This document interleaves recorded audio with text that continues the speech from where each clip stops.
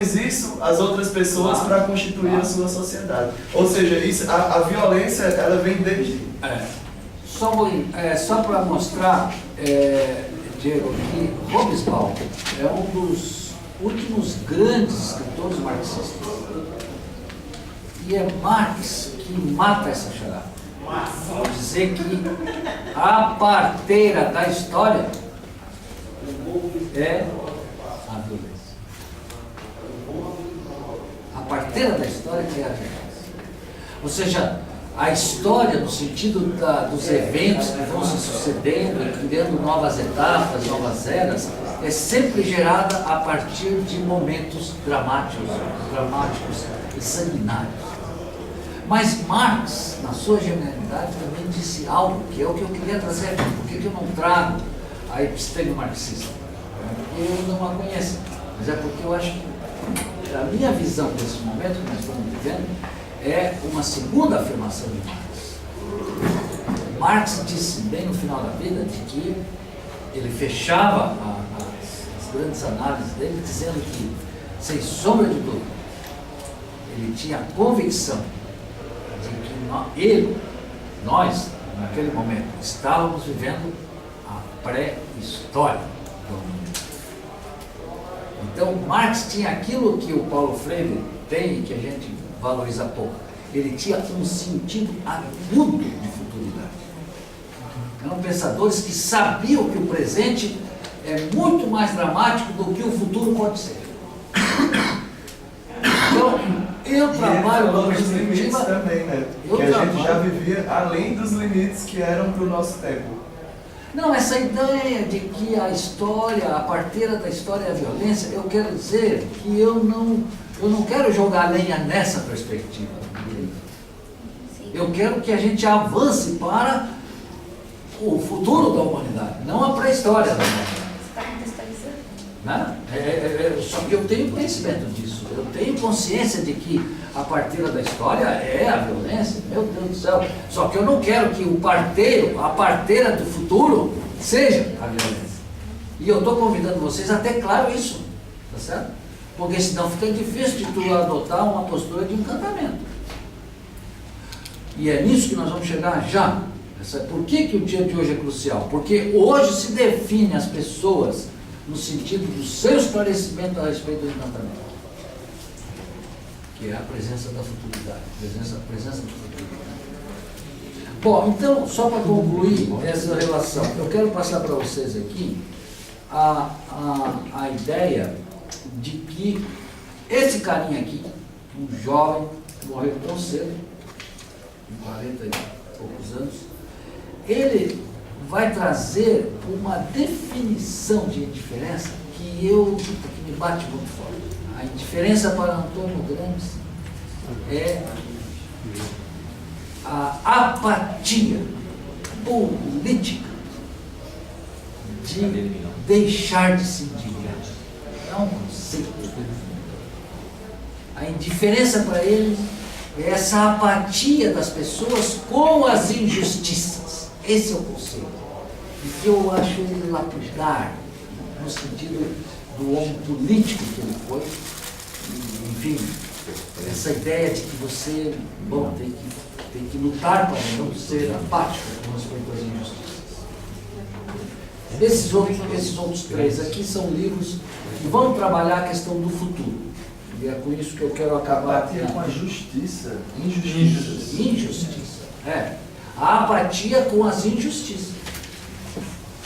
Ou seja, a indiferença é essa falta de uma ética que me justifique um grado de indignação. Ou seja, o indiferente, ele é também sem indignação.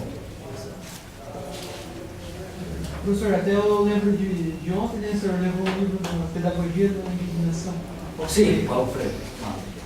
Claramente. Claro, porque quando Paulo Freire se dedica a construir um sujeito autônomo, é para que esse cara seja capaz de se indignar. Quando você perde a tua capacidade de indignar-se, tu virou um indiferente. Tá certo? Não é essa a ideia. Tá. A indignação é até uma expressão amorosa, eu penso. Quando eu tenho amor por um coletivo e eu estou enxergando que esse coletivo não está legal,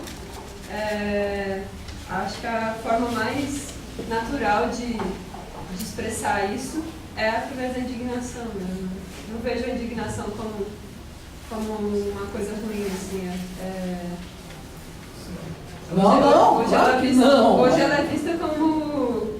Tipo, a gente vê uma sociedade querendo apagar a indignação, né? Criminalizar, inclusive, né? A gente está em pleno debate sobre isso. E eu acho que é uma expressão do amor a indignação, assim. Quando você está pensando... Pode ser uma megalofonte, né? No coletivo. Bem fonte, né? Te indigna aquilo ali, aí tu... O problema é reverter ela em violência, né? Então, combater a violência com violência também não dá. Ela é essa fonte, né? E a forma como você vai responder, né? A partir daquela indignação vai ter um... Ok, agora eu gostaria de apresentar as três perspectivas de aprofundamento da indiferença. Eu peço que vocês anotem para vocês discutirem. A próxima rodada será vocês discutindo essas três perspectivas. Pedagógica, biológica e social da indiferença? Só que vamos com calma. Primeiro as duas de baixo, tá certo? Primeiro, eu quero passar para vocês uma perspectiva biológica da indiferença. E eu quero que daí vocês discutem com o que vocês conversaram, tá bom? Todo mundo tá... Então, primeiro, a perspectiva biológica da indiferença não é um sentimento, Luiz, é um vazio. É uma não emoção. A indiferença é exatamente o contrário do amor, porque o amor é uma emoção. Não é um sentimento. Ele te atravessa, ele te gera uma conduta, certo? Uma conduta moral. A indiferença é isso, não tem nada. Tu passa batido, tu olha e não vê. Por exemplo, do Cerrado, por exemplo. Botei isso aqui. Escutar sem ouvir e olhar sem ver. Pronto. Eu não gosto do termo vazio não, professor, porque vazio, ele me faz lembrar, por exemplo, colo. Colo é um espaço para você ver e preenche. Um copo meio vazio, eu vejo como algo positivo, porque ele está esperando ser completado. Naquele cumprimento japonês assim, ô Daniel, aquele cumprimento que se faz assim, ambos contemplam o vazio de possibilidades que se tem entre os dois. Então o vazio pode ser vácuo, será que vácuo? O vazio da emoção é exatamente a perspectiva da pedagogia da sustentabilidade. Se existe o vazio de emoção, ali você pode trabalhar a pedagogia da sustentabilidade. Onde tem um vazio, é lá que nós vamos. Oportunidade. A transdisciplinaridade existe porque ela reconheceu os vazios entre as disciplinas. O vazio é o quarto pilar da transdisciplinaridade. Tu reconheceu um vazio dentro do corpo, Deus me livre, cara. Isso é ouro, isso é tudo de bom. E é isso que eu estou te convidando a reconhecer o vazio dentro do corpo, o vazio da indiferença. Desculpa, a indiferença é um vazio dentro do corpo. Isso é. Então ela tem uma dimensão biológica. Esse vazio de emoção é também, ô Diego, quando tu tem um vazio de emoção, o que acontece no cérebro? Nada. Tu tem um vazio de neurônio. Quer dizer, o neurônio está parado, tá certo? Apagado. Então tu tem que... Não tem cognição nenhuma. Então tu tem que passar do teu 5, 6% de neurônios ativados para 7, para 8. Senão tu não sai do campo da indiferença. Vocês estão acompanhando a coisa? A pedagogia da sustentabilidade é uma pedagogia que expande a rede neurológica. Ela cria novas sinapses. Ela vai ocupar um silêncio que tem dentro do teu que tem a ver com o vazio nas tuas vísceras, que são as emoções. A emoção não está no cérebro, a emoção está lá, no sangue. Então, essa perspectiva biológica, ela é vazio de emoções. E aí você inventa uma palavra, não sei, escassez de cognição, ou não sei, ou não existência de cognição, uma falta de uma cognição, ou escassez. Apagão. A escassez de cognição, pode ser assim. Ou seja, o que tu queres agora, consciente disso, é promover uma expansão da tua cognição. E a expansão tu tem que entender que não é a especialização. Lembra que eu falei ontem isso lá? Eu sou um especialista em água. Tu imagina a sinapse dentro do meu cérebro Pra água. água. Deve estar um próximo. Caroço. Vendo um caroço. Tudo que é água passa por ali. Água subterrânea passa por ali. Qualidade da água passa por ali. Água, tudo passa por ali. Então é uma especialização. Essa sinapse da água que eu tenho, ela tem condições de fazer 10 mil sinapses com água. É claro que eu não faço 10 mil sinapses com água, né? Mas devo fazer umas 5, 6, 7, 10. Não é disso que a pedagogia da sustentabilidade se ocupa. Tá certo? A pedagogia da sustentabilidade se ocupa em criar novas sinapses. Ou seja, lateral. Esse aqui é qual? Esse aí é maravilhoso. Esse aí vai trabalhar o presente como perspectiva de mudar o futuro. Entre o passado e o futuro. É o livro mais dramático Esse eu não conhecia. da Hannah Arendt. Ela é maravilhosa. É o livro mais dramático dela. Bom, Lá no núcleo espelho. então, aqui eu estou falando, tá, de emoções e de cognição. Reflitam sobre isso. Tá bem? Agora a social e a política.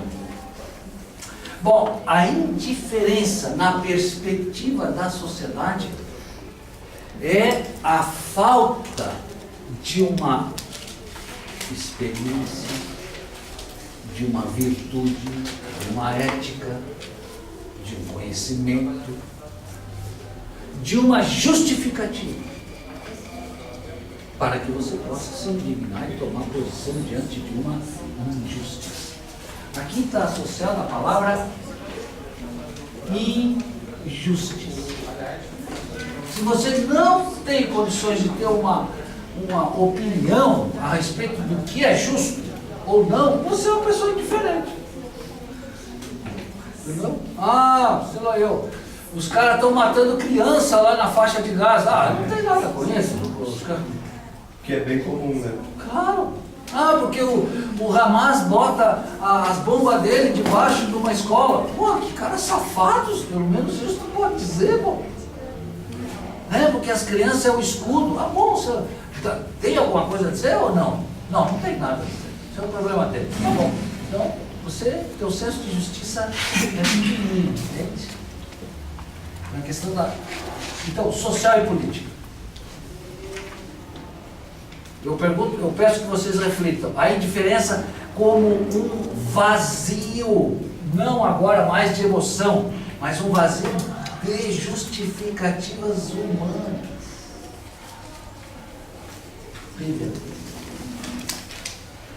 Acho que aí entra dentro, né, dos fins justificam. Total.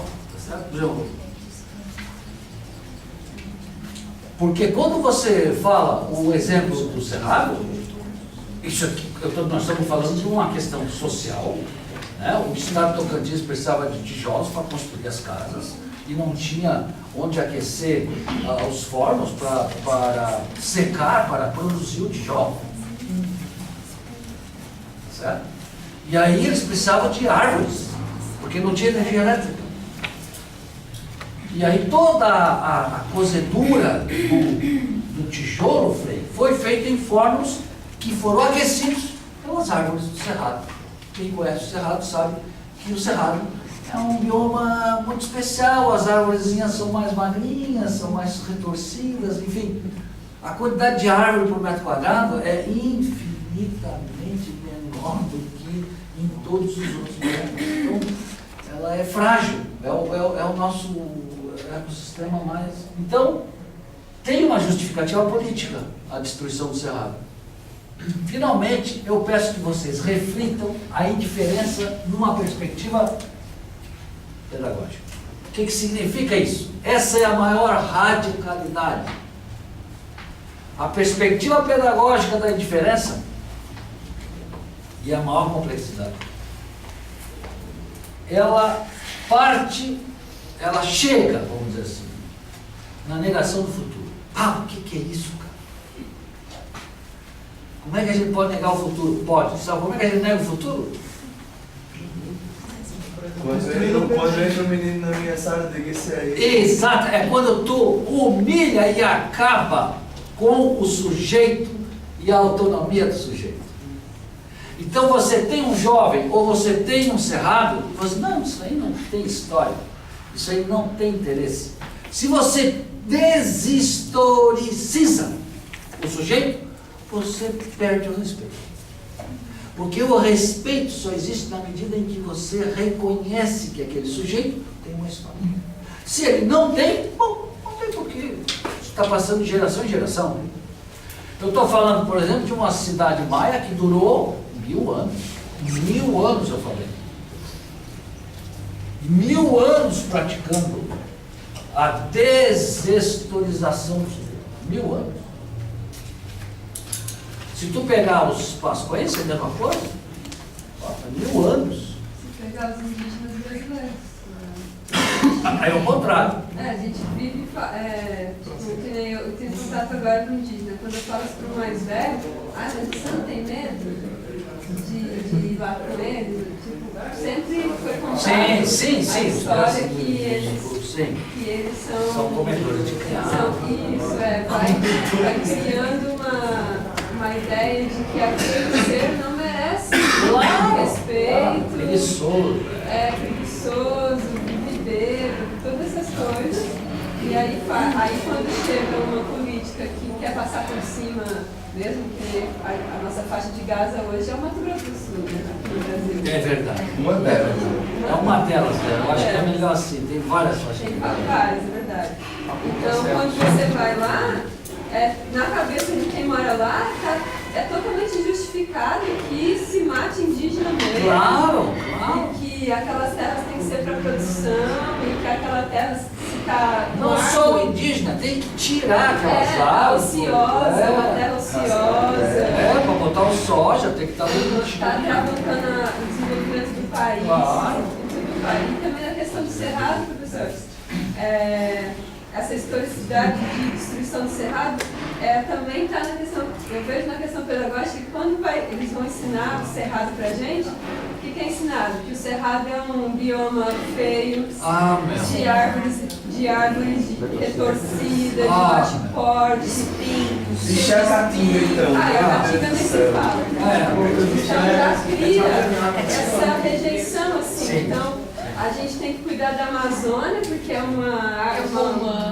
pulmão do mundo, é o grande mata. Agora o cerrado a gente pode acabar com ele, porque é um lugar feio, pobre. Igual o mangue, né? O River aí, Daniel, eu acho muito interessante esse exemplo, porque eu conheço 10 cidades do Mato Grosso do Sul. E todas elas eu conheço 3 dias ou mais. E eu percebo um abandono. Tem a ver muito com a diferença da aula de hoje. É um abandono, menos assistência, iniciativa pública ou privada, ou até o turismo está engatinhando. E quando aparece um turista, é um americano que antes de chegar no Mato Grosso do Sul já tem um pacote, ele vai lá, faz a pesca esportiva, o americano na região do Pantanal, e vai embora. Não desenvolve a comunidade e tal. E eu queria desenvolver se nem a gente desenvolve. Você falando isso aí me vem à cabeça o nosso acoplamento estrutural a esse ambiente. Alguém falou do mangue aí, né? Meu Deus do céu, Quantas gerações foram convivendo com o mangue degradando? Com as florestas. E outras também, né? Ou seja, acoplamento estrutural zero. A gente não tem um mínimo de reconhecimento. É a pertinência, né? Pertinência A nenhuma. primeira coisa que fracassa numa prática ou que deixa de existir numa prática de indiferença é o teu reconhecimento com a natureza, portanto a pertinência deixa de existir. Então eu queria dizer para vocês que além da biológica e da social, existe uma perspectiva, e é aqui que eu quero que vocês exercitem, uma perspectiva, Diego, pedagógica da indiferença. Então eu quero que você exercite essa leitura. A indiferença, tu olha com o olhar pedagógico. Ora, o que faz a pedagogia? A pedagogia constrói autonomias, constrói sujeitos. Certo? Para quê? Para transformar o mundo. Quando? No presente. Mas para uma ideia de futuro. Opa, pronto, fechou. Isso é a pedagogia. A pedagogia não existe se tu não tem uma ideia de futuro que tu traz para o presente para te ajudar a mudar o mundo, construindo a autonomia do sujeito. Está vendo o encadeamento da coisa? Uma pessoa apática, que não constrói o mundo, não tem ideia de futuro, não tem pedagogia. Mas eles construíram uma pedagogia bem certa para fazer o que fizeram. Sim. Eles fizeram uma Foi a pedagogia estratégia. quando chegaram aqui da violência, Claro. na verdade, da ocupação para tirar algo que era rico, porque não importava o lugar, eles queriam que tinha lá para levar. E todo mundo tinha que ter essa pedagogia, todo mundo Claro. tinha que pensar assim. Claro. E muita gente ainda pensa assim. Não, sem dúvida. O medo A gente tem também que fazer pode um ser negócio. fonte da pedagogia. Tá? Porque a gente viu na cultura da violência que as pessoas aprendem com o medo. Aprendem a tentar sobreviver. Mas a energia humana gasta para tu ensinar uma pessoa a partir do medo é infinitamente maior do que aquela para ensinar com amor, tá certo? E o resultado é o colapso. Entende? Então eu pediria que vocês refletissem agora. A última reflexão pedagógica é tentar trabalhar a relação da negação do sujeito. O sujeito aqui, Eduardo, é tanto o sujeito humano, a criança, o adulto, como a natureza, porque a natureza é sujeito. Por que a natureza é sujeito? Porque ela tem uma história. Aquilo que o Frei fala da... Fala. Tu fala... Fala dos seres. Não, tu fala do universo tem uma vida Autônoma. não impregnada. Como é aquela frase bonita? Ela é. Nada de consciência. Que o universo tem, ou seja, Existe uma consciência. uma consciência ela Consciência latente. uma consciência ela, ou seja, a ideia de que a natureza tem uma história. Tudo aquilo que tem uma história tem uma natureza de ser que evolui. Então é isso que é a natureza ontológica do ser. É isso que tu não pode reduzir, que o Mohan nos ajudou a ter mais claro. Tu não pode reduzir a história das pessoas, tu não pode reduzir a história do planeta. Então a perspectiva pedagógica da indiferença está em como nós podemos identificar e aprender com a negação dos sujeitos. Dos sujeitos. Aqui o sujeito é as pessoas e a natureza. Esta negação do sujeito implica, traz como emergência, assim como aqui é a cultura da violência, aqui nós temos a emergência da coisa mais dramática que o humano me parece que fez, que é a negação do futuro. Quando tu nega o futuro a uma pessoa, ou a um ecossistema, ou a uma espécie, quer dizer, para mim a maior dramaticidade. Né? Quando o hitlerismo negou o futuro dos ciganos, dos negros, os caras negaram o futuro do mundo. Que loucura, onde os caras chegam? Né? Como o fascismo negou a vida desse jovem preso, não, ele vai ser preso porque é uma pessoa que não pode ficar aí falando, ele tem um cérebro muito perigoso. Esse foi o crime cometido por Antônio Branco, e o juiz falou isso. Na sentença, ele vai ficar preso 20 anos para ver se o mundo, o mundo não pode escutar esse cérebro. Assim, Professor, primeiro é o seguinte, a Alemanha, ela perdeu a Primeira Guerra Mundial e estava todo mundo com uma vontade imensa de encontrar um líder. E apareceu o líder. E ele vendeu a ideia do Superman. E eles aceitaram. Vendeu a ideia e o Hitler, ele teve uma força imensa chamada alienatória. Alienou um povo inteligentíssimo. Todo mundo se convenceu de que ele estava certo. Todo mundo foi para a guerra criar Superman. Quer dizer, o poder de uma ideia da alienação. Alienação. E agora, passados quase mais de 50 anos, professores universitários, alunos, está caindo a ficha agora que nós fomos iludidos. Agora, fomos iludidos. por quem? Por Hitler. Fomos iludidos, embarcamos na ideia dele. E existe a chamada alienação coletiva. É isso aí. Alienação coletiva. Então, também, dentro de um grupo, eu alieno coletivamente um grupo de que é esse o caminho. Quando cai a ficha, opa, fomos iludidos. Passam décadas. Eu espero. Décadas. Posso fazer um adendo aí? Nesse... Claro. Às vezes, estimular a participação das pessoas. não sei se eu me sentiria à vontade em falar, por exemplo, do caso Alemanha de hoje, assim, Não, porque de hoje não. Não, de hoje mesmo, porque hoje, se tu fala com os alemães, eles se sentem muito humilhados, assim, por causa do que aconteceu, entendeu? Eles têm um sentimento de revolta pelo que aconteceu, de indignação e tudo mais. Tu vai na Argentina, em Buenos Aires, tu caminha nas calçadas, tu vê os marcos que a comunidade foi lá fazer pelas pessoas que morreram. A ditadura na Argentina também foi pesadíssima, que tinha o voo da morte, que o pessoal pegava ali, as pessoas botavam dentro da avião, pessoas esquerdistas, hippies, gays e tudo mais, e jogavam dentro da prata. Foram mais de 30 mil mortos, assim. Né? E o povo vai lá e tu vai falar da época da ditadura e o povo se revolta, se indigna e tem aquele sentimento. Agora tu pergunta pro brasileiro. Não. Eu acho que a gente é muito indiferente a essas coisas. Com a nossa própria história, pra gente tentar absorver alguma coisa da história alheia. Assim. Para sair da alienação, é preciso criar uma consciência nova. Tem que ser construída. Claro. É isso que nós estamos fazendo aqui. Justo.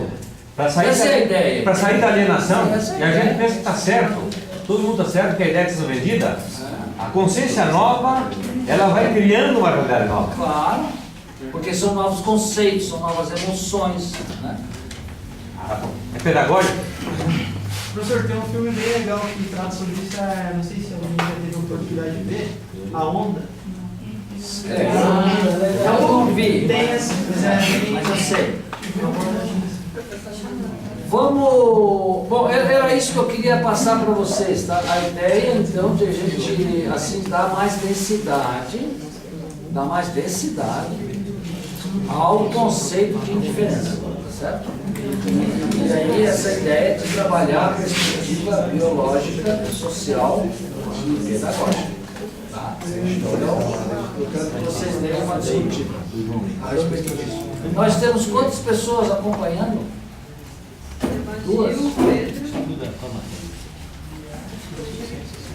Eu vi a Ian aí também. Então, vamos convidar a Gil para dar uma palavrinha para nós, para nossa... Ela está nos escutando. Então, daí passa para ela ver o grupo, por favor.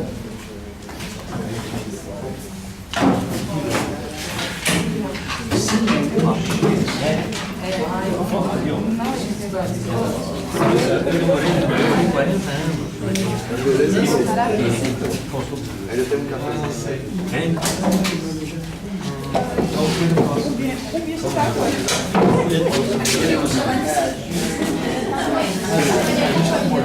Ela Agora nós vamos fazer grupos, pode ser de 4 pessoas, pode ser para dar uma mexidinha assim.